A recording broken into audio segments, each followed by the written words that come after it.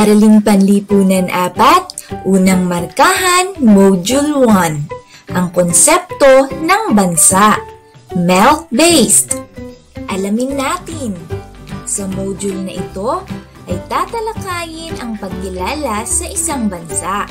Nakapaloob dito ang pagtalakay sa konsepto ng bansa sa pamamagitan ng mga elemento nito, pagbuo ng kahulugan ng bansa at pagpapaliwanag na ang Pilipinas ay isang bansa. Most essential learning competencies. Natatalakay ang konsepto ng bansa.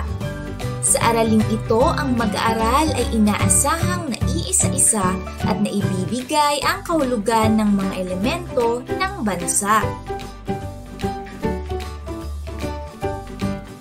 Subukin natin. Unang gawain, panuto. Basahin ang mga sumusunod at isulat ang titik ng tamang sagot. Unang bilang, alin sa mga sumusunod ang hindi kabilang sa mga elemento ng bansa? A. Batas, B. Teritoryo, C. Mamamayan, D. Pamahalaan. Ikalawang bilang, ano ang tawag sa elemento ng bansa na nagtatakda ng lawak ng lupain, karagatan at himpapawid nito? A. Kapuluan, B. Pamahalaan, C. Soberanya, D. Teritoryo. Ikatlong bilang, alin sa mga elemento ng isang bansa ang nagpapatupad ng batas at nagbibigay serbisyo sa mga mamamayan? A. Hukuman, B. Mamamayan, C. Pamahalaan, D. Soberanya. Ikaapat na bilang, sa iyong palagay, matatawag bang bansa ang isang lugar kung wala itong pamahalaan? A. Oo, dahil pwede itong pamunuan ng karatig bansa. B.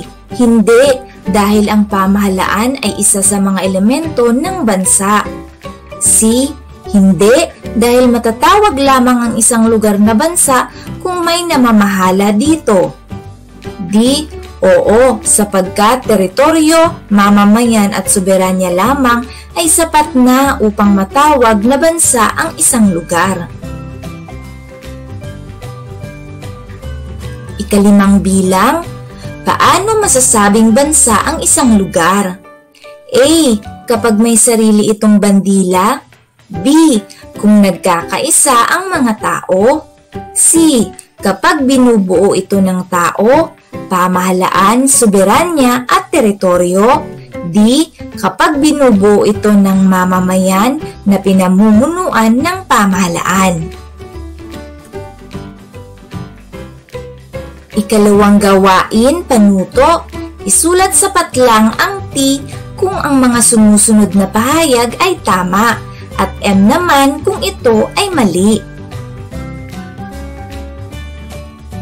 Unang bilang, tao, teritoryo, pamahalaan at soberanya o ganap na kalayaan ang mga elemento sa pagiging isang bansa. Ikalawang bilang, hindi kasali sa pag-aari ng bansa ang karagatan at himpapawid. Ikatlong bilang, ang Pilipinas ay matutukoy na isang ganap na bansa.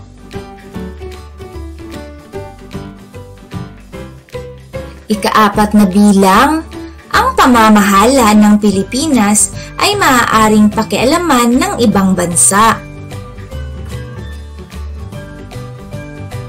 Ikalimang bilang, malawak na lupain lamang ang sakop ng teritoryo ng ating bansa.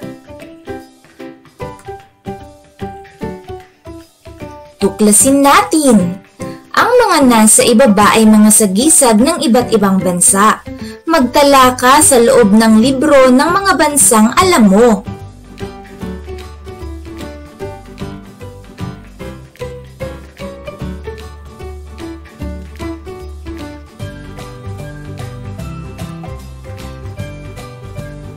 Basahin ang dialogo. Magandang araw, kaibigan. Kumusta ka? Mabuti naman, kaibigan. Salamat sa pagbati. Ako nga pala ay si Hapo, isang Hapones na nakatira sa Japan. Ako naman ay si Pina, isang Pilipino na nakatira sa bansang Pilipinas. Talaga ba? Balita ko maganda ang bansa ninyo. Oo naman, kagaya ninyo maganda talaga ang bansa namin. Tanong ko lang, paano mo nasabing ang Pilipinas ay isang bansa? Isang bansa ang Pilipinas dahil mayroon itong 4 na elemento ng pagkabansa. Ano-ano nga ba ang mga elementong iyan? Alam mo ba? Ang mga elementong tinutukoy ko ay ang mga tao o mamamayan, pamahalaan, teritoryo at soberanya o ganap na kalayaan. Kaya pala isa ring bansa ang Japan dahil mayroon din kami ng mga elementong yan. Oo naman, Hapo. At alam mo ba na kapag kulang ng isang elemento ay hindi ito matatawag na bansa? Ang galing mo naman, Pina. Marami akong natutunan sa iyo. Ngunit nais ko pang makilalang lubos ang mga elementong tinukoy mo. Ako rin, kaya naman makinig na tayo sa aralin natin ngayong araw. Oo ba? Para naman sa susunod, ako naman ang may maibahagi sa iyo.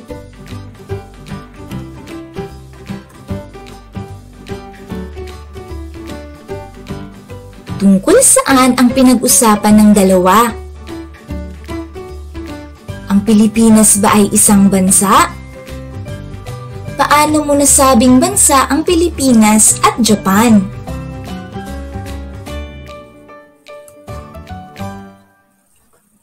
Suriin natin. Ang bansa ay lugar o teritoryo na may naninirahang mga grupo ng mga tao na may magkakatulad na kulturang pinanggalingan. Kaya makikita ang iisa o pare-parehong wika, pamana, relihiyon at lahi. Ang lugar ay maituturing na bansa kapag mayroon itong 4 na elemento upang kilalanin itong bansa o estado. Narito ang mga elemento ng pagiging isang bansa. Ito ay 4 na elemento. Nariyan ang tao o mamamayan, teritoryo, pamahalaan, soberanya o kalayaan. Unahin na natin ang tao. Ang tao o mamamayan ay mga grupong naninirahan sa loob ng isang teritoryo. Mga mamamayang gumagalaw sa isang lipunan at siyang bumubuo sa populasyon ng isang bansa.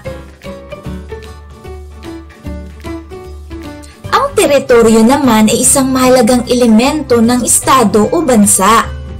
Ito ay tumutukoy sa lawak ng lupain na tinitirhan ng mga tao, kasama na ang katubigan, ilalim ng dagat, himpapawid at kalawakan sa itaas nito. Bukod sa pagiging tirahan, ito rin ang pinamumunuan ng pamahalaan. Ang pamahalaan naman ay isang organisasyon na may kakayanan na gumawa at magpatupad ng batas sa isang nasasakupang teritoryo. Ito rin ay may kapangyarihan na magbigay ng mga pangangailangan ng mga mamamayan ng nasasakupang teritoryo. Layunin nito na magtatag ng kaayusan at mapanatili ang isang sibilisadong lipunan. Ang huli naman ay ang soberanya. Ang soberanya o ganap na kalayaan ay ang pang-4 na elemento ng isang estado o bansa. Ang soberanya ay ang pagkakaroon ng isang bansa ng kapangyarihang makapagsarili at pamahalaan ang buo nitong nasasakupan. Ito ang pinakamataas na kapangyarihan ng Estado upang magpatupad ng kagustuhan nito sa pamamagitan ng mga batas. Mayroong dalawang anyo ng soberanya. Nariyan ang panloob at panlabas. Ang panloob na soberanya ay ang pangangalaga ng sariling kalayaan. Samantalang ang panlabas na soberanya, ito ay ang pagkilala ng ibang bansa sa kalayaang ito.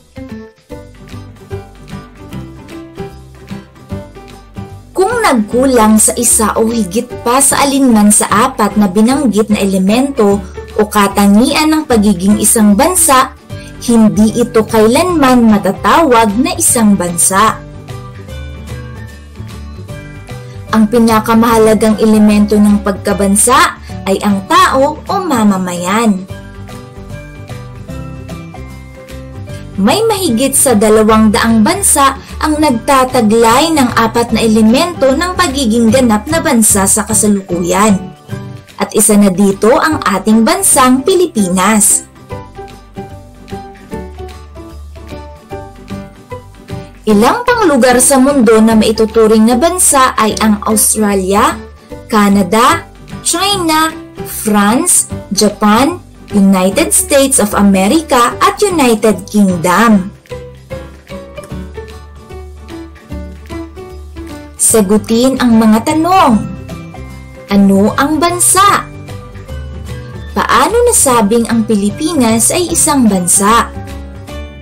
Ano-ano ang apat na elemento ng pagkabansa? Lahat ba ng elemento ng pagkabansa ay mahalaga? Bakit? Isulat ang inyong sagot sa inyong mga papel.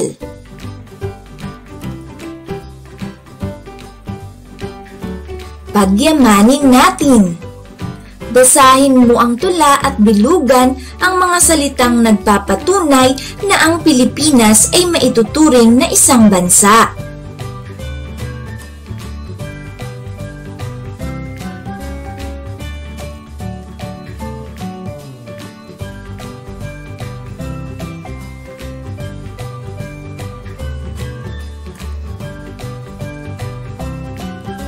Panuto, basahin mo naman ang mga pahayag at iguhit ang thumbs up kung ito ay nagpapahayag ng katangian ng isang bansa at thumbs down naman kung hindi. Iguhit ang iyong sagot sa sagutang papel.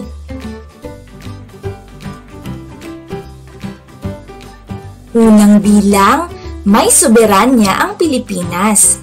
Ikalawang bilang, dapat pakialaman ng ibang bansa ang Pilipinas. Ikatlong bilang, bansa pa rin ang Pilipinas kahit wala itong pamahalaan. Ikaapat na bilang, ang apat na elemento ng pagkabansa ay ang tao, teritoryo, pamahalaan at soberanya. Ikalimang bilang, ang Pilipinas ay may pamahalaan na tinataguyod ng mga grupo ng tao na naglalayong magtatag ng kaayusan at magpanatili ng isang sibilisadong lipunan.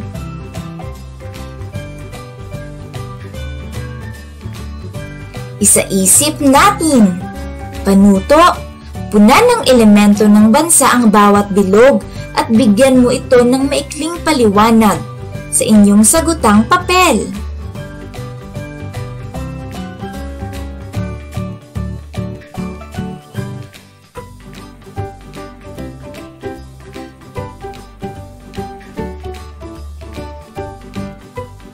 Dumako naman tayo sa isagawa natin. Lagyan ng check ang bilang ng pangungusap na nagpapatunay na ang Pilipinas ay isang bansa at X naman kung ito ay hindi.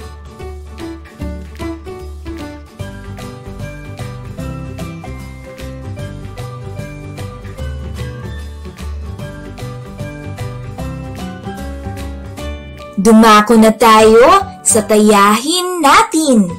Panuto, basahin at unawain ang bawat katanungan. Isulat sa sagutang papel ang titik ng tamang sagot.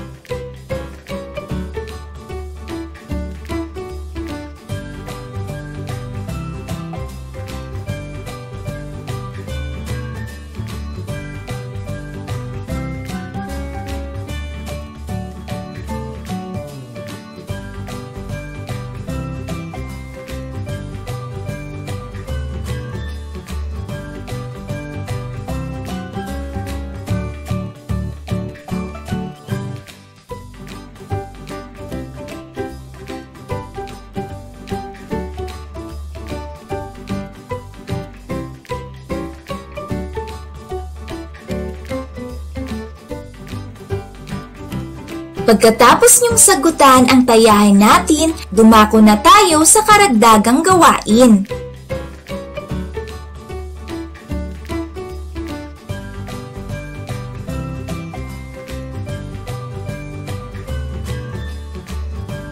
Ang bandila ng Pilipinas ay isang simbolo ng bansa.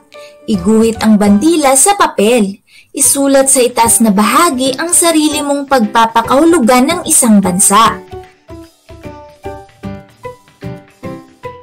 Isulat sa ibabang bahagi ang nagpapatunay na ang Pilipinas ay isang bansa.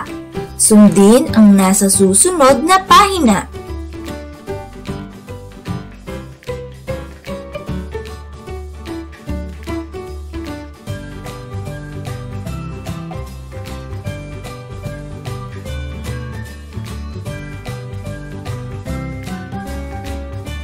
Diyan na nagtatapos mga bata ang ating aralin ngayong araw. Hanggang sa muli, paalam!